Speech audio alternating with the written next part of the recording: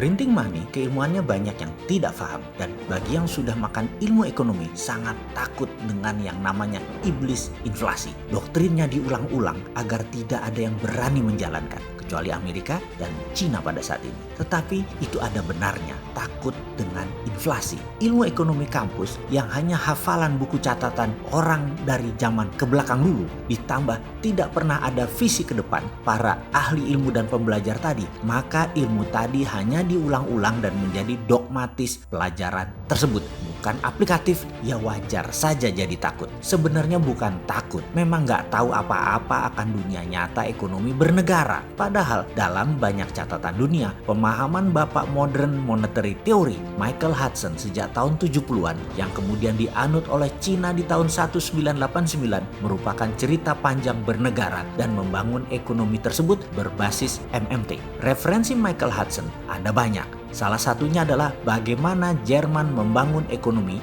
hanya kurang dari 15 tahun dari tahun 1919 yang merupakan beban berat Jerman kala itu yang kalah Perang Dunia Pertama, di mana Jerman bukan saja jadi miskin namun harus menanggung beban hutang biaya perang yang dibayarkan kepada negara-negara pemenang Perang Dunia Pertama waktu itu. Jerman membangun industrinya dengan printing money, dan di tahun 1936 Jerman ekspansi. Jerman menjadi negara kuat. Jerman menjadi negara adidaya. Sisanya adalah sejarah. Churchill, pemimpin tertinggi Inggris tahun 40-an, juga FDR, Franklin Delano Roosevelt, memerintahkan JMK, seorang ekonom handal di ujung masa baktinya di bidang ekonomi, untuk menghitung biaya perang agar Amerika dan Inggris menang perang. Berapa biayanya dan apa saja yang harus dibangun. Dunia menyebut ilmu tersebut adalah war cost accounting, dan kemudian printing money dilakukan. Selepas Perang Dunia Kedua,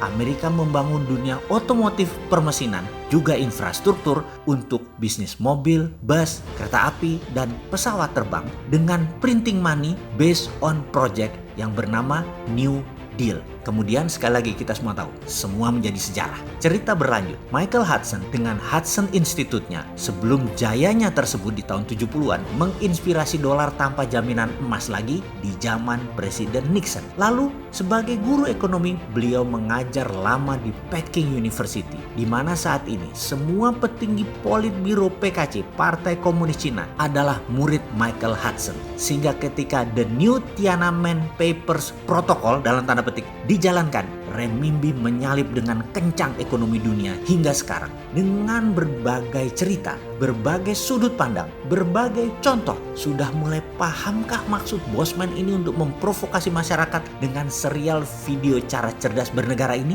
Walau sering para cebonger kebakaran jenggot, karena si Sontoloyo ini sering menyindir kalimat, terutama yang disindir adalah 4L. Tetapi jujur, tidak ada kebencian sedikit pun terhadap bangsa dan negara ini. Hanya saja kita ingin maju dengan cepat, berdaulat, sehingga semua ilmu yang bisa membuat Indonesia berdaulat sampai ratusan episode ini hanya menjadi jejak sejarah bahwa kaum Sontoloyo serius ingin menjadikan Indonesia terdepan, di depan, melewati Cina, melewati Amerika. Kita punya segalanya untuk menjadi terdepan. Capek saya kalau baca berita, hutang lagi.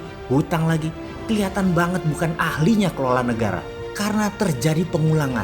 Mana visinya yang membuat Indonesia memimpin dengan visi out of the box-nya? Sekali lagi, karena kita punya apa yang mereka tidak punya. Karena itu kita bisa menjadi yang terdepan. Hanya mental, keberanian, dan knowledge saja yang perlu ditambahin. Pasti Indonesia berjaya. Saya nggak sabar nunggu 4 tahun lagi. Karena peristiwa saat ini, risetnya global ekonomi ala corona ini disebabkan oleh corona ini. Ini adalah moment of greatness-nya Indonesia.